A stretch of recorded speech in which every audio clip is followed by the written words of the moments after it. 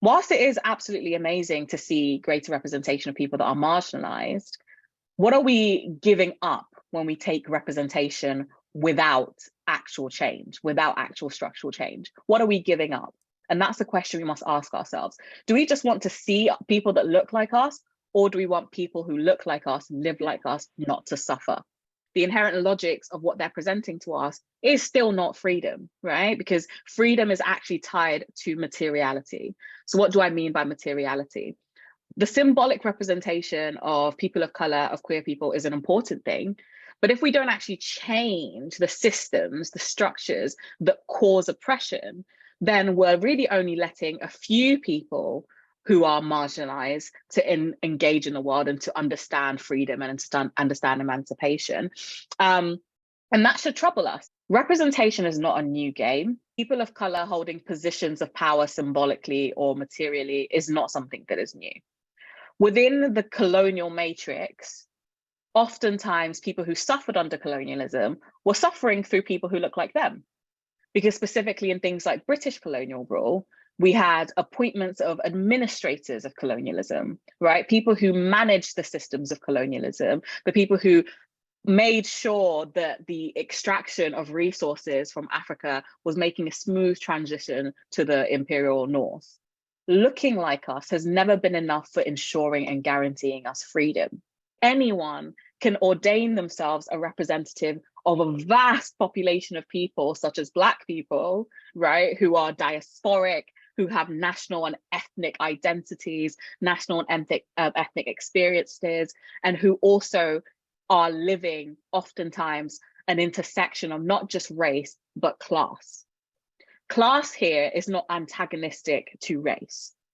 Class gives us an ability to understand what exactly is happening with race. It's a Trojan horse. It's one that wins us over easily, but can also offer us nothing. So if we're going to accept a representative, what we need to ask is, oh, thank God they look like me, but rather, you look like me, but are you for me? What are your commitments to me? Do you understand the complexity of the communities through which your visible symbolism presents? And are you for them, or are you for interests that aren't anything to do with them? A lot of how we often talk about how we can shift and move and change the world is to get a seat at the table of power. But what we don't ask at this beautiful seat, at this beautiful dinner table of power, is what are we eating? Who's being served up? I personally do not want a seat at the table where people who are marginalized, dispossessed, and disenfranchised are what's on offer. People think that representatives have been what have given people of color rights and power and the ability to be recognized as human. Absolutely not. It was demanding, right? The white supremacist capitalist ableist power structure isn't placated by individual representatives. It's been changed by masses of people making a statement and saying that we will not take it any longer. And that has been the reality of history.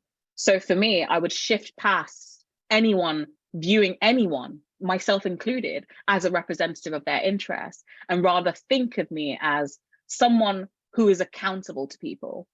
The problem with representatives is they are not accountable to anyone. Representation is a transfer of power, right? It's a transfer of the little power that us as marginalized people build and create.